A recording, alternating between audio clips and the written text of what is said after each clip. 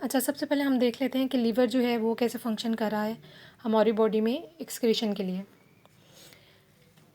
Liver के अगर हम देखें तो लीवर के फंक्शंस को अगर हम समराइज़ करें तो इसके ये 4-5 फंक्शंस बनते हैं मेन। मेटाबॉलिज्म, ठीक है, इसीलिए लीवर को सेंट्रल स्टेशन फॉर मेटाबॉलिज्म भी कहा जाता है। मेटाबॉलिज्म का क्या मतलब है? हमारी बॉडी के अंदर जितने भी रिएक्शंस हो रहे हैं उन सब का सम, उन सब की कलेक्शन, वो क्या है, कहलाती है मेटाबॉलिज्म। जिसमें छोटी चीज़ों से बड़ी चीज़ें बनना भी आ जाएंगी और बड़ी चीज़ों से छोटी चीज़ें बनना भी आ जाएंगी। यानी कि metabolism consist of catabolism plus anabolism. Catabolism means break down of larger compounds into smaller molecules, और एनाबॉलिज्म का मतलब है production of large molecules from simpler molecules. तो वो दोनों चीज़ें जो है मेटाबॉलिज्म कहलाती हैं, और सबसे ज़्यादा मेटाबॉलिज्म जो है हमारे लिवर में हो रही होती है, अमाइनो एसिड्स की, ठीक है, इसके अलावा बेशुमार चीज़ों की, कार्बोहाइड्रेट्स की। सेकेंड फंक्शन इसका आ जाता है डिटॉक्सिफिकेशन। आप लोग बहुत सारी चीज़ें खा रहे होते हैं, फूड ऐसा ले रहे होते हैं जिसके अंदर हार्मफुल एडिटिव्स शामिल होते हैं, प्रिजर्वेटिव्स शामिल होते हैं, जो कि आपकी बॉडी को, आपके ब्लड को रिक्वायर्ड नहीं होते। तो उन्होंने बॉडी के अंदर नहीं रहना होता, बल्कि उन्होंने ब्रेक डाउन होकर ऐसे ऐसे कह लें कि मॉलिक्यूल्स में कन्वर्ट होना होता है जो बॉडी के लिए इनटॉक्सिक हो। तो वो जो डिटॉक्सिफिकेशन करना है वो काम भी लीवर का है।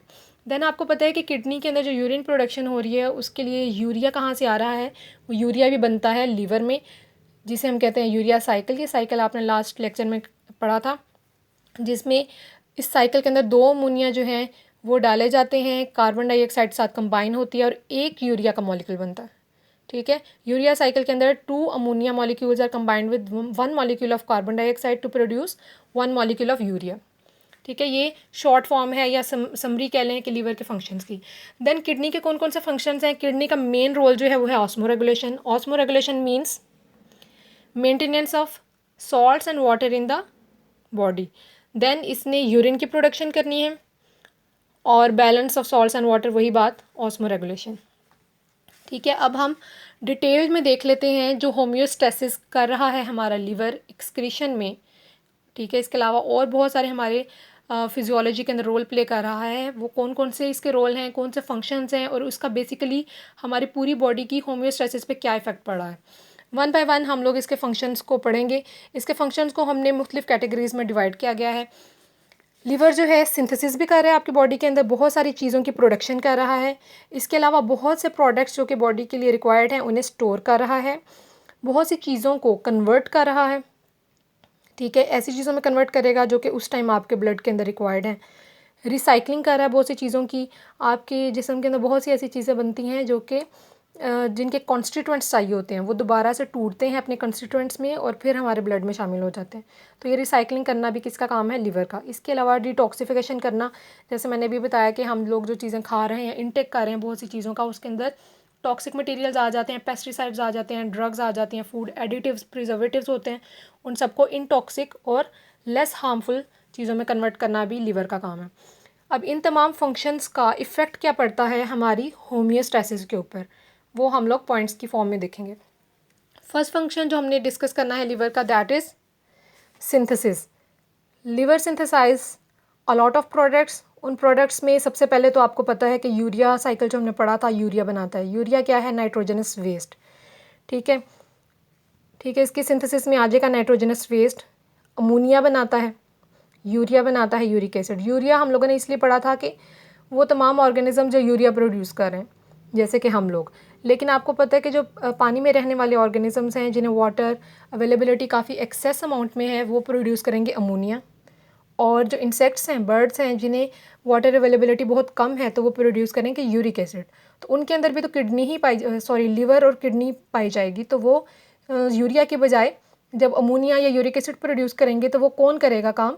लिवर ही करेगा। ये तमाम नाइट्रोजनस वेस्ट जो हैं 3 टाइप्स के, ये डिफरेंट ऑर्गेनिजम्स में प्रोड्यूस होंगे और इसका इफ़ेक्ट पड़ेगा हमारी किडनी के ऊपर। ये यूरिया बन रहा है या अमोनिया या यूरिक एसिड, ये तीनों जाएंगे हमारी किडनी के अंदर, और किडनी जो है आगे से उससे वेस्ट प्रोडक्ट बनाएगी, ठीक है। इन आवर केस यूरिया बनेगा लिवर में और यूरिया जाएगा किडनी में, और किडनी में यूरिन की प्रोडक्शन होगी और वेस्ट जितने भी मटेरियल्स हैं वो बॉडी से डिस्पोज ऑफ हो जाएंगे।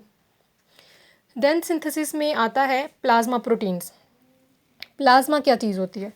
आपका जो ब्लड है ब्लड को आप कह लें कि ब्लड को दो पार्ट्स में हम डिवाइड कर सकते हैं। ब्लड के अंदर हमारे सेल्स होते हैं जिनमें red blood cells, white blood cells, platelets होते हैं, और बाकी जो उसका पार्ट होता है ब्लड का जिसके अंदर प्रोटीन्स होती हैं उसे हम कहते हैं प्लाज्मा। ठीक है, आजकल जैसे आपको पता है कि कोरोना के केस में प्लाज्मा डोनेशन बहुत ज़्यादा आप लोग सुनते होंगे। तो प्लाज्मा के अंदर आपके प्रोटीन्स होते हैं जिनका काम होता है एंटीबॉडीज़ वगैरह प्रिपेयर करना। ठीक है, जो कि आपके बॉडी के अंदर डिफेंस पैदा करती हैं डिजीज़ के अगेंस्ट। तो plasma is a constituent of blood which contains various type of proteins. Basically जो ये प्रोटीन्स हैं ये कहाँ पे बन रही होती हैं? लिवर में, और इसके बाद ये ब्लड में शामिल हो जाती हैं। इन प्रोटीन्स में जो मेन प्रोटीन्स हैं वो है prothrombin, fibrinogen and albumin. Albumin protein आपको पता है एग में भी होती है। ठीक है, प्रोथ्रोम्बिन एंड फिब्रिनोजिन ये दोनों प्रोटीन्स जो है ना क्लॉटिंग में रोल प्ले करती हैं। क्लॉटिंग का मतलब है खून को जमाना। खून को जमाना या उसकी क्लॉटिंग क्यों ज़रूरी है? अगर आपको कोई भी कट लग जाता है, कोई वाउंड लग हो जाता है, तो ब्लड जो है आपका वो मुसलसल जो है लीक आउट नहीं होता रहता, ब्लीडिंग मुसलसल नहीं होती रहती, बल्कि एक थोड़े अरसे के बाद जाके वो स्टॉप हो जाती है। वो इसलिए होती है कि जो ब्लड के अंदर, प्लाज्मा के अंदर ये प्रोटीन्स होती हैं ये खून को थोड़ी देर बाद जमाना शुरू कर देते हैं। ठीक है, ब्लड क्लॉटिंग होना शुरू हो जाती है, जिसकी वजह से वाउंड जो है बन जाता है, वहाँ पे एक स्कार सा बन जाता है, एक टिश्यू बन जाता है जो कि ब्लड को मज़ीद बॉडी से लीक आउट होने से रोकता है। तो ब्लड क्लॉटिंग जो है बहुत ज़रूरी है, और ये काम कौन करता है? Prothrombin and fibrinogen.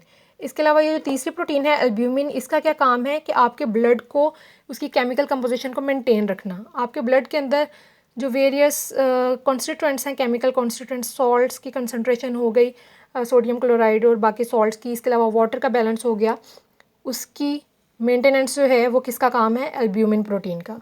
Albumin protein plays role in osmotic balance of blood.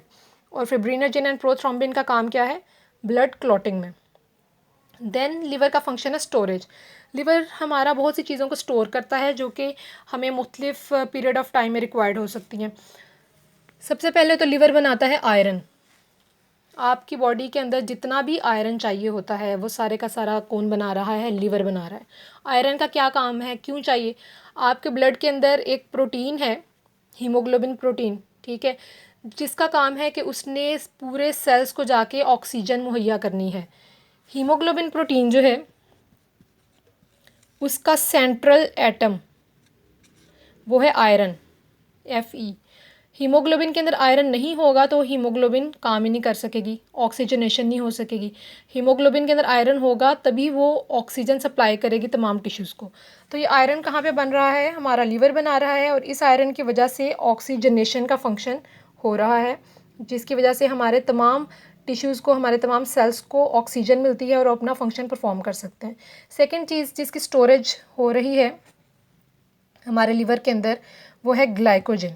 आपको पहले भी मैंने बताया था कि हम जब फूड खाते हैं तो वो टूटती है ग्लूकोज में, और ग्लूकोज ब्लड में शामिल हो जाती है और फिर ब्लड से टिश्यूज़ में जाती है।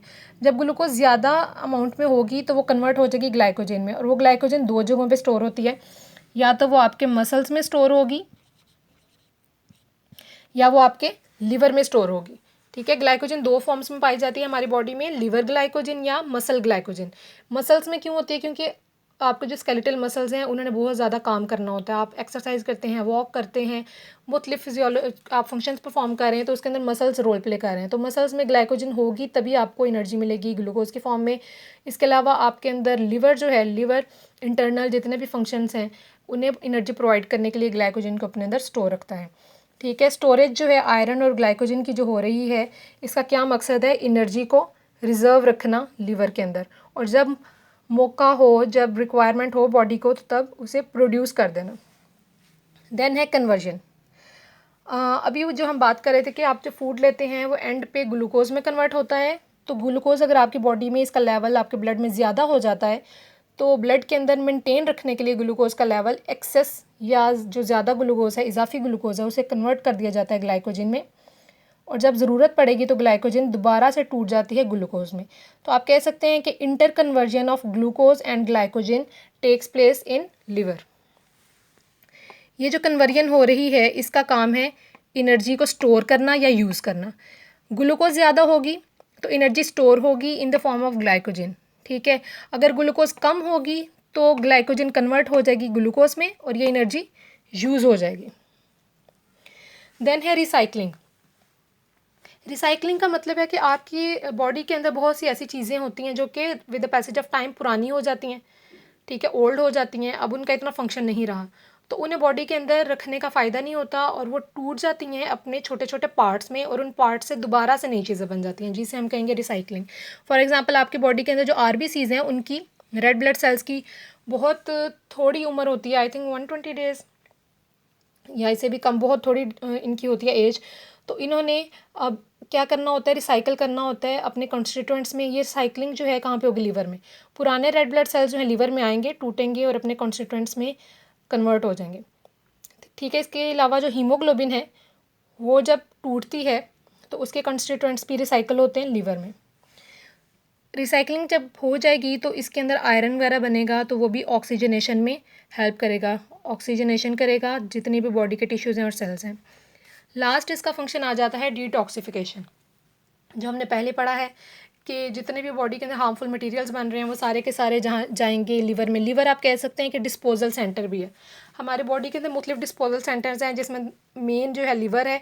इसके अलावा आपके जो थायराइड ग्लैंड्स हैं वो है। अपेंडिक्स कहते हैं कि इसका कोई फंक्शन नहीं, लेकिन अपेंडिक्स का फंक्शन भी डिस्पोजल में है, ये भी डिस्पोजल सेंटर है। इसके अलावा आपकी बॉडी के अंदर लिम्फॉइड ग्लैंड्स होती हैं, उनका भी रोल है, ठीक है। ये सारी चीज़ें जो हैं मिलके आपकी बॉडी के अंदर डिस्पोजल करती हैं। तो सबसे जो मेन ऑर्गन है डिटॉक्सिफिकेशन के लिए वो है लिवर। ये हार्मफुल एडिटिव्स, ड्रग्स, पेस्टिसाइड्स सबको कन्वर्ट करेगा इन टॉक्सिक मटेरियल्स में और टॉक्सिक डिस्पोजल में हेल्प करेगा किडनी की। किडनी को असिस्ट करेगा, ये किडनी की हेल्प करेगा टॉक्सिक मटेरियल्स को बॉडी से बाहर निकालने में। आई होप आपको लिवर के तमाम फंक्शंस की समझ आ गई होगी। इससे जो नेक्स्ट टॉपिक है किडनी का, क्योंकि किडनी मेन एक्सक्रीटरी ऑर्गन है, वो इंशाल्लाह हम नेक्स्ट लेक्चर में डिस्कस करेंगे।